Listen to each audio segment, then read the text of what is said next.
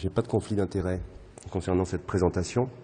Donc, comme je vous disais, le choc cardiogénique, il se caractérise essentiellement par une baisse, voire un effondrement du débit cardiaque, ce qui provoque l'hypoperfusion globale et l'hypoxie tessulaire, et ce, en présence d'un volume sanguin adéquat.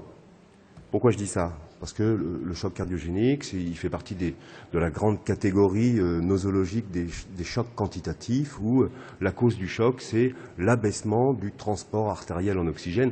Je ne suis pas abonné à la vie du rail, mais ça fait référence au petit train de tout à l'heure. Et donc, quand il y a ce transport artériel en oxygène, il dépend du débit cardiaque et du contenu en oxygène du sang, qui est dépendant de la saturation et de l'hémoglobine, comme vous l'a expliqué Antoine Roch tout à l'heure. Donc, dans le choc hémorragique, dans le choc hypovolémique, bien sûr, vous voyez, c'est la volémie, c'est cette grande baignoire qui est le réservoir veineux qui s'abaisse et qui n'envoie plus de sang vers le cœur. Et là, dans le choc cardiogénique, c'est la pompe cardiaque qui est défaillante et qui fait que le débit cardiaque chute et qu'il y a choc quantitatif. Il n'y a plus assez d'oxygène distribué aux différents tissus. Donc il y a en conséquence hypoperfusion des organes, et vous savez cliniquement on s'en aperçoit parce que le patient a des extrémités froides, parce qu'il est plus ou moins comateux, parce qu'il est marbré, parce qu'il est oligurique. Une chose importante à savoir dans le choc cardiogénique, vous savez que les patients avec une insuffisance cardiaque gauche, par exemple, ont souvent une surcharge pulmonaire et un œdème pulmonaire. Dans le choc cardiogénique, ce qu'il y a de particulier, c'est qu'il y a très mauvais fonctionnement cardiaque, mais de temps en temps, il n'y a pas d'œdème pulmonaire. C'est lié au fait qu'il n'y a pas assez de pression dans les vaisseaux, parce que le débit cardiaque est bas. Donc, comme il n'y a pas assez de pression, il n'y a pas de fuite hydrique en dehors des capillaires, et donc pas d'œdème pulmonaire. Il faut bien retenir, on peut être en choc cardiogénique sans avoir d'œdème pulmonaire. Bien sûr, la deuxième caractéristique clinique, c'est l'hypotension artérielle, parce que le cœur, à chaque systole, n'éjecte plus assez de sang, et donc les vaisseaux à chaque systole ne sont pas assez remplis, et la pression qui règne donc est basse de ce fait. Elle est basse, mais pas toujours, et surtout au début du choc, en cas d'insuffisance cardiaque aiguë, on a un phénomène de baroréflexe, une activation du système nerveux sympathique qui fait qu'on a une vasoconstriction importante, comme je vais vous le montrer sur la diapo suivante. Pourquoi est-ce qu'on a cette vasoconstriction importante? C'est lié justement à ce phénomène de baroréflexe qui prend sa source, vous le savez, dans des capteurs, les barorécepteurs dans les parois vasculaires, essentiellement dans l'aorte et dans les carotides, et qui, en permanence, envoient un influx vers le cerveau, qui est un influx inhibiteur du système nerveux sympathique. Donc à chaque fois que les vaisseaux sont distendus par la pression artérielle systolique, eh bien, on envoie un influx inhibiteur vers le cerveau pour dire attention, pas trop vasoconstricté, puisque la pression artérielle est suffisante. Et quand ça baisse, eh bien, l'influx envoyé par ces barorécepteurs vers le cerveau baisse. Et donc, ça libère l'activité du système nerveux sympathique qui stimule à la fois le cœur, qui est censé augmenter la contractilité cardiaque, augmenter la fréquence cardiaque, et puis vasoconstricter tous les types de vaisseaux, les veines aussi bien que les artères, dans le but de re-remplir le cœur et de faire remonter la pression artérielle. Et vous voyez que ce phénomène de barorécepteur dit haute pression, de barorécepteur artériel, c'est d'abord ça nous maintient en vie tous les jours, mais dans l'état de choc, il est mis en jeu très très rapidement, en quelques secondes, dès l'instant où la pression artérielle chute. Donc c'est une vasoconstriction qui est assez particulière à l'insuffisance cardiaque aiguë ou à l'état de choc. Cette vasoconstriction est intense. En tout cas, au début, on verra tout à l'heure. Alors, voilà, deux paramètres biologiques très importants qui, à mon sens, sont incontournables dans le monitorage de tous les états de choc, et en particulier du choc cardiogénique.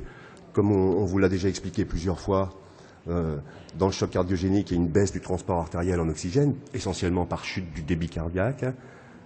Pour consommer de l'oxygène dont ils ont besoin, les organes, par des réarrangements microcirculatoires, eh bien, font en sorte d'extraire plus d'oxygène dans cette toute petite quantité qu'on met à leur disposition, ce qui fait que le sang pardon, le sang qui sort des organes est plus désaturé que d'habitude, la SVO2 est basse.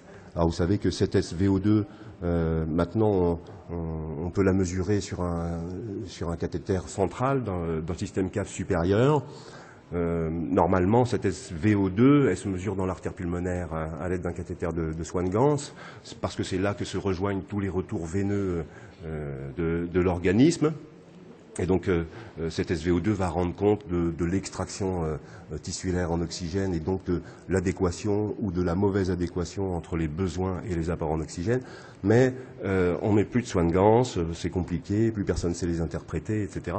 Donc, on préfère le cathéter veineux central et il y a un vrai parallélisme entre cette saturation dans le système cave supérieur qui finalement ne draine que la partie supérieure du corps, mais on voit, selon les accidents de la vie qui arrivent à ce patient, qu'il y a un parallélisme étroit entre les variations de SCVO2 et de SVO2. Donc voilà, c'est utile de le mesurer sur un cathéter veineux central, qu'on le mesure de manière intermittente en prélevant du sang ou bien par un cathéter à fibre optique qui le mesure en continu.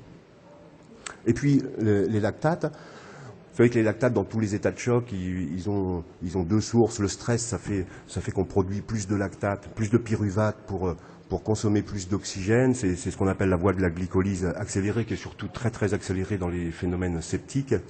Ce qui est prédominant dans l'état de choc cardiogénique, c'est finalement le manque d'oxygène, ici, qui est mis à la disposition du cycle tricarboxylique, le cycle de Krebs, qui est censé fabriquer nos réserves d'énergie, l'ATP. Et donc, quand on manque d'oxygène, le pyruvate s'accumule à l'entrée de la mitochondrie, et ce pyruvate est automatiquement, grâce à la lacticodéshydrogénase, la LDH, il est transformé en lactate. Donc, vous voyez, quand on manque d'oxygène et que le pyruvate bute à l'entrée de la mitochondrie, eh bien, les lactates s'élèvent, passent dans le sang, et on a une hyperlactatémie.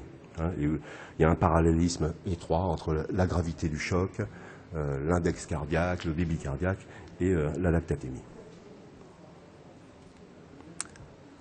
Alors, quels sont les critères hémodynamiques maintenant pour diagnostiquer et certifier qu'il s'agit d'un état de choc cardiogénique? Il y a plein de définitions.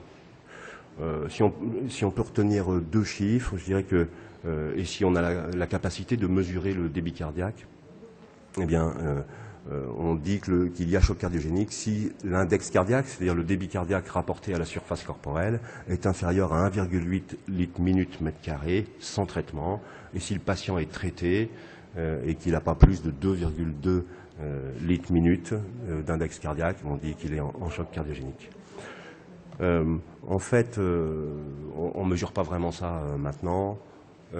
Ce qu'on fait au lit du patient pour diagnostiquer le choc cardiogénique, on certifie qu'il y a dysfonction cardiaque à l'échographie, que l'on mesure la fraction d'éjection ventriculaire gauche ou qu'on mesure l'ITV sous-aortique. Le patient a le cœur qui marche très mal, il est hypotendu et il a des signes d'hypoperfusion et des lactates élevés.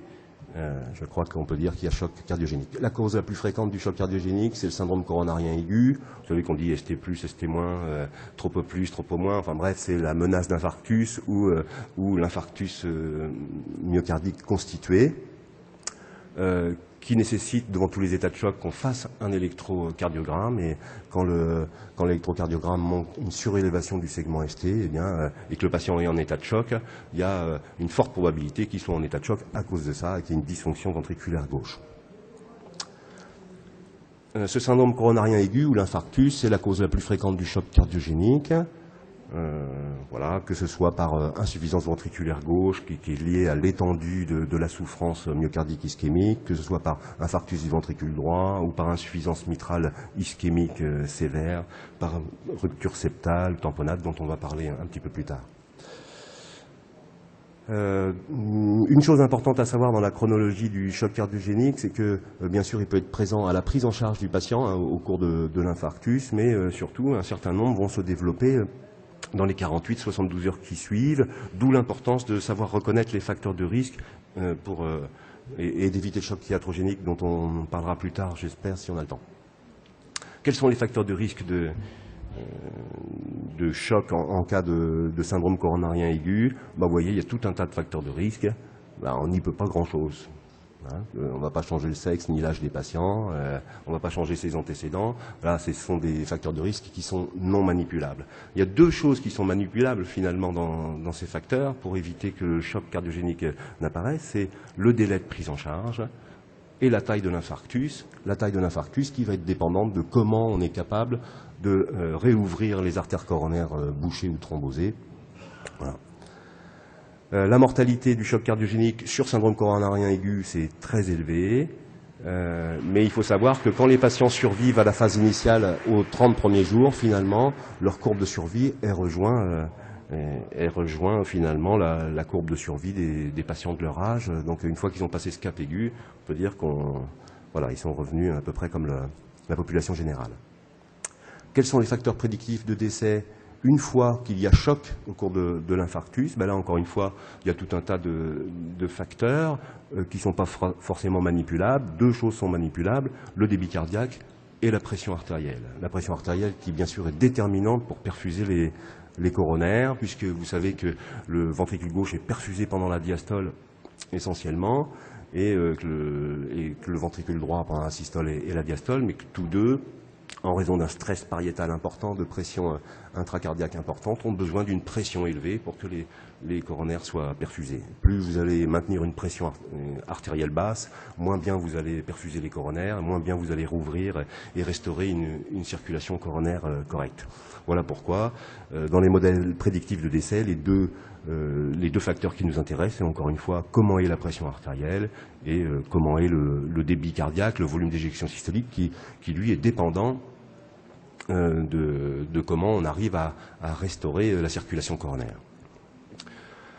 Je passe très vite tout ça.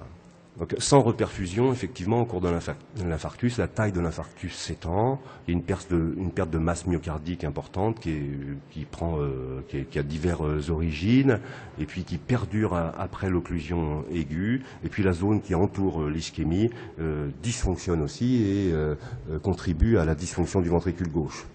Très rapidement, l'insuffisance mitrale aiguë sévère, c'est une insuffisance mitrale par rupture de pilier ou par ischémie, comme vous voyez sur ces photos, qui provoque une régurgitation très importante du sang qui normalement devrait être éjecté dans l'aorte et qui retourne dans l'oreillette gauche, qui provoque un œdème pulmonaire. C'est une urgence chirurgicale. Voilà.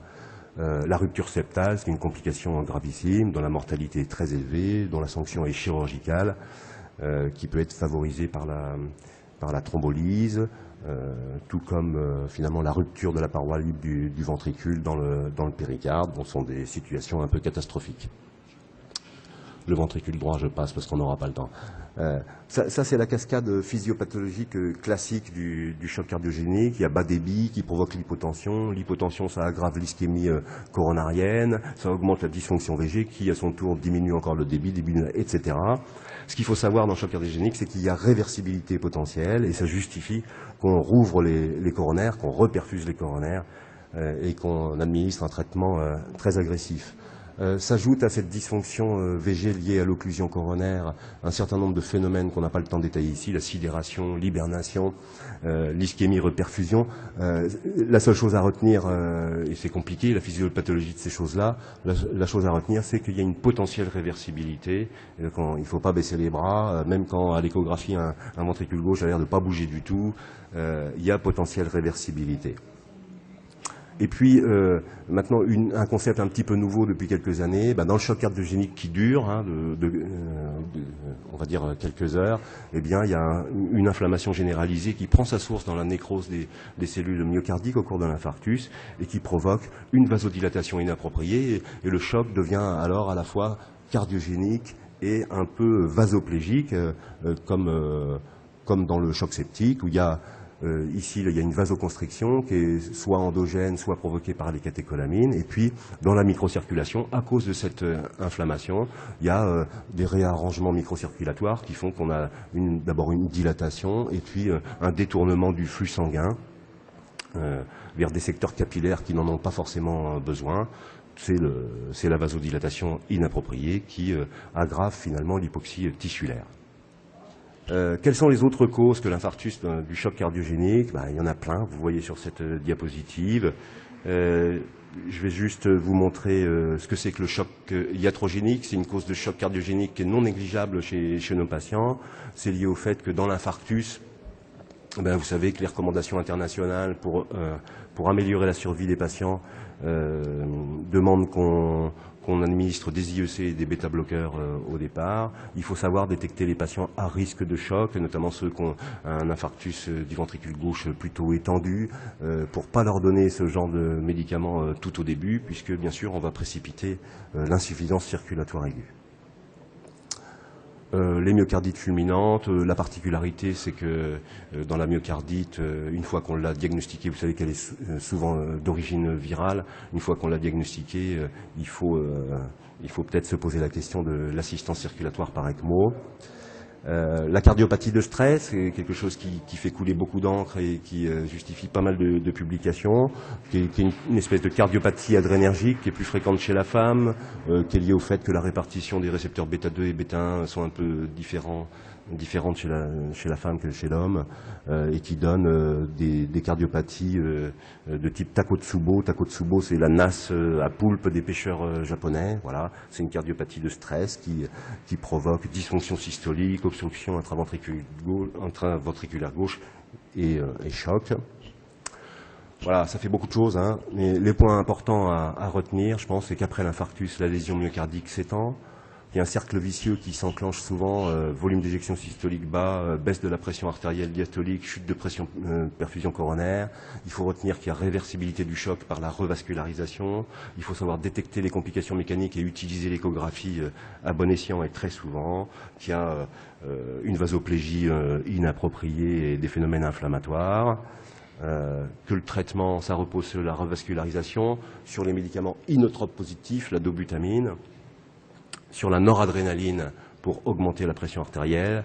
Bien sûr, ne pas laisser le patient souffrir du manque d'oxygène et même soulager le travail du cœur et des muscles respiratoires en le mettant sous respiration artificielle. Le transfuser si son hémoglobine est basse pour restaurer un transport artériel en oxygène. Et enfin, se poser la question de l'assistance circulatoire par ECMO véno-artérielle avant que les défaillances d'organes n'arrivent. Voilà. En pratique, ça, j'ai oublié de mettre la référence. Tout ça est bien résumé dans les recommandations d'experts de la SRLF publiées récemment, à la fois dans médecine intensive réanimation en français et en anglais dans AIC. Donc ces recommandations qui reprennent tous les points importants, pratiques, la revascularisation d'un infarctus, la mise en place nécessaire d'un cathé artériel pour mesurer la pression artérielle, l'importance du monitorage des lactates et de la SCVO2 et l'utilisation impérative de l'échographie. Je vous remercie.